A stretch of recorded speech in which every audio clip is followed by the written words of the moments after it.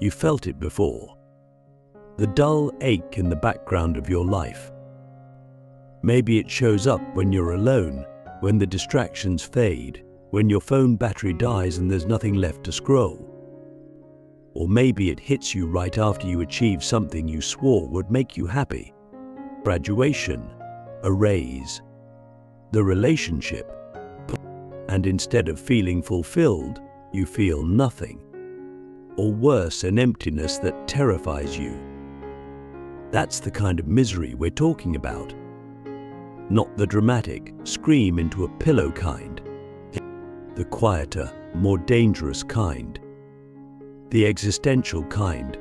And Schopenhauer knew it well. In fact, he built his philosophy on it. But unlike most, he didn't try to escape it. He examined it. He dissected it. And through that, he gave us one of the most brutal, honest, and strangely liberating maps out of suffering ever written. Let's start with what Schopenhauer believed about the human condition. At the root of it all is something he called the will to live. This is the blind, irrational force that drives all beings to survive, to reproduce, to strive. It's not conscious. It's not noble. It's primal. It's the same force that makes a plant grow toward the light, a lion chase a gazelle, and a human throw themselves into endless pursuits of wealth, love, fame, or validation. According to Schopenhauer, we are not free agents, we are puppets of this will. And here's the catch: the will is never satisfied. Like a fire that grows stronger the more you feed it, every desire you fulfill births new ones. You get the job, now you want a promotion. You get love, now you want security. You get security, now you want excitement. There is no final destination, just a loop, a treadmill of craving. And that, he says, is why life hurts. Click subscribe to this channel to get more profound insights. So what does this mean for us? It means that the misery we feel isn't a personal failure. It's not because we didn't try hard enough or manifest the right mindset. It's built into the structure of existence. Desire leads to striving. Striving leads to momentary satisfaction, followed by boredom or more desire. And the cycle begins again. We either suffer because we don't have what we want or because we're terrified of losing it. Schopenhauer called this the pendulum of existence, swinging endlessly between pain and boredom. Think about that for a moment. How much of your day is spent avoiding pain? How much is spent avoiding boredom? And is there ever a moment where nothing is pulling you, where you're just at peace? That's the first deep cut. Misery is the default. The second cut is this: happiness, as we define it, is a trick of the will. It's not real peace. It's just the temporary silence of a desire that's been fed. A relief, not a reward. And that silence never lasts. Because the will is always looking for more. But here's the twist, and it's the core of this video. Schopenhauer says we're not completely doomed. There is a way to step back from the cycle, not by outrunning the will, but by outsmarting it. And it starts by shifting our relationship to it. Here's what he suggests: if you want to escape misery, don't chase happiness, chase clarity. Don't ask how to get more, ask how to want less. Don't try to escape suffering, understand it. Because in understanding the will, you begin to take back control. You stop being a puppet. You start becoming an observer. And in that awareness, something incredible happens. The grip of the will begins to break. Let's go deeper. Schopenhauer believed that the only true moments of peace we experience are when we step outside of our personal desires. He found this happening in three places: aesthetic experience, compassion, and renunciation. Let's start with aesthetics. Ever been so absorbed in a piece of music, a painting, a sunset, that for a moment you forgot yourself? You weren't thinking about your goals, your problems, your identity. You were just there, in it. That's what he meant. In those moments, you're no longer a slave to the will. You're not wanting, you're witnessing. And in that pure perception, there is stillness. Not joy, not excitement, stillness. And in that stillness, you are free. Now ask yourself, when was the last time you were so present that you forgot to want anything? Not distracted, not entertained, but truly present. If you can't remember, it's not your fault. We've built a world that monetizes our craving algorithms that feed the will, not silence it. But Schopenhauer's advice is this: seek moments that dissolve the self, not to escape life, but to remember what it feels like not to be consumed by it. The second path is compassion. This might sound surprising from a philosopher known for his pessimism, but Schopenhauer believed that when you truly feel the suffering of another person or even an animal, you momentarily forget your own ego. You stop being a separate self. You become the other. And in that moment, the will is interrupted, because the will is always self-centered. Always me, mine more. But compassion says, I see your pain as my own. That identification with the other breaks the illusion of separateness. It breaks the spell, and once again you are free, if only for a moment. Now here's a hard question. Have you ever allowed someone's suffering to truly touch you, not as a problem to solve, but as a mirror of your own pain? When you did you notice that your own craving disappeared, even if just briefly? That's the power of empathy. It doesn't just heal others, it frees us from ourselves. The third and most powerful path is renunciation. And this is where Schopenhauer gets radical. He believed that the greatest form of human wisdom is not to dominate the will, but to deny it. Not out of hatred for life, but out of deep understanding. He saw this in saints, monks, mystics, those who gave up pleasure, ambition, and even personal identity in pursuit of something higher. He didn't mean we all need to become ascetics, but he did mean that we should begin asking, what would my life look like if I stopped living for desire? If I stopped chasing things I know won't satisfy me? What if I chose peace over pleasure, stillness over stimulation, depth over dopamine? These aren't easy questions. They go against everything we've been taught. But that's what makes them powerful. And that's why Schopenhauer matters. He doesn't offer easy answers. He offers true ones. Because the truth is, we don't escape misery by fixing the world. We escape it by changing the way we see the world, by stepping outside the will's commands, by recognizing that most of our suffering is not caused by what happens, but by what we're endlessly told we must want.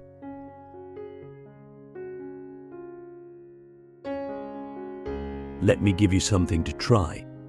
For one day, just one, try living without chasing. Don't reach for your phone the moment you're bored. Don't immediately fix discomfort. Don't act on every craving. Just observe. They. Watch the will do its thing. Watch it say, "You need this. You want that. You can't sit still." And instead of obeying, just breathe. Just be. See what happens. You might find that the misery you thought was in the world was actually in the wanting. So if you want to escape misery, don't look for a better life. Look for a better lens. Look into yourself and ask, what am I serving?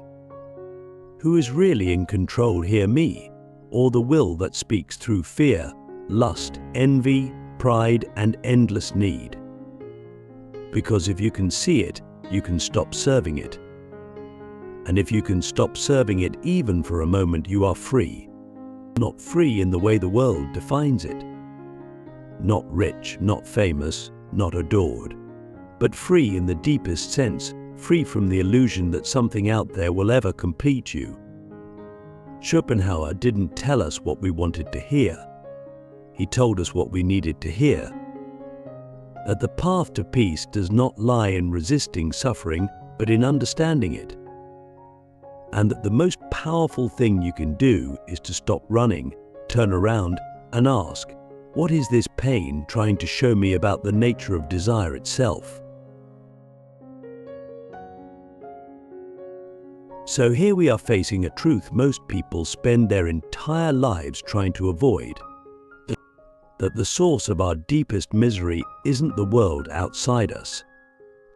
It's the storm of wanting inside us. That we are constantly being moved, not by freedom, but by a blind, insatiable force, the will. And if that's true, then the most radical, most revolutionary thing you can do isn't to accumulate more, hustle harder, or manifest your dream life. It's to do what almost no one dares, to stop wanting. Now, let's be clear. Schopenhauer wasn't naive. He knew we couldn't just flip a switch and kill all desire. The will is too deep. It's older than thought. It drives the beating of your heart, the blink of your eye, the hunger in your gut. You can't destroy it, but you can become aware of it. And in becoming aware, you create distance. That distance, however small, is the beginning of sanity. Most people live inside the will, like fish in water, never realizing it's there. But when you see it, really see it, it changes everything. Let's go back to a common day. You wake up. Your first thought, what do I need to do? You check your phone. Notifications.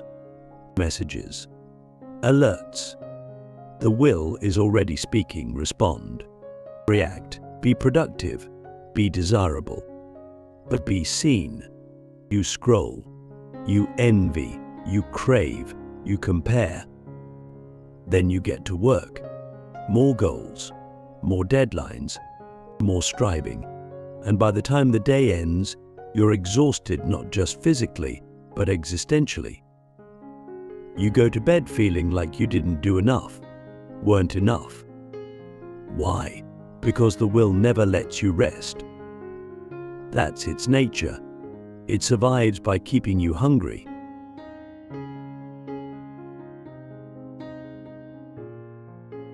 But what if, just once, you interrupted that cycle?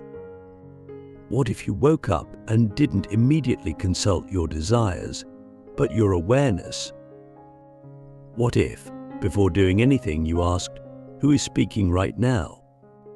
Is this me or the will? That tiny pause, that split second of reflection, is the crack in the wall. And through that crack, a deeper self can emerge. A self not defined by goals or cravings, but a self that sees the madness for what it is and chooses not to play along. This is what Schopenhauer meant by negation of the will, but not suppression, not repression, but clarity. You begin to understand that most of what you want isn't coming from your soul, it's coming from your programming. And once you see that, you can begin to let go, not by force, but by insight. And that insight, over time, leads to a strange and beautiful place, peace in simplicity. You stop needing to chase every whim. You stop believing that your next achievement will fix you. You stop needing to prove anything to anyone, including yourself.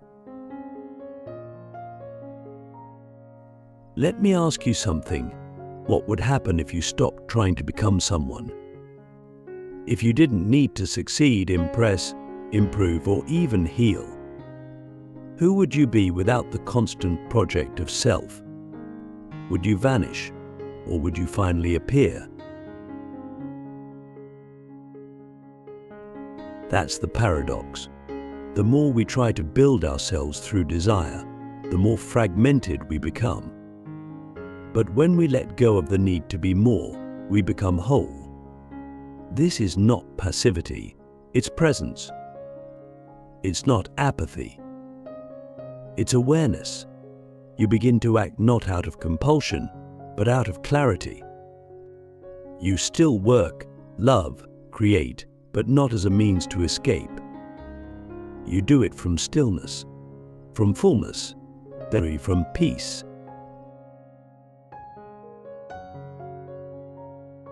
Now, here's the part that most people miss. Letting go of wanting doesn't make you dull, it makes you dangerous. Because the world can no longer manipulate you. You're no longer driven by fear or lack. You don't buy things to feel worthy. You don't chase relationships to feel complete. You don't hustle for approval. You become untouchable not because you have everything, but because you've realized you need nothing. That's what Schopenhauer meant by real freedom. Not freedom to do whatever you want, but freedom from wanting altogether. Imagine this. You're watching a commercial.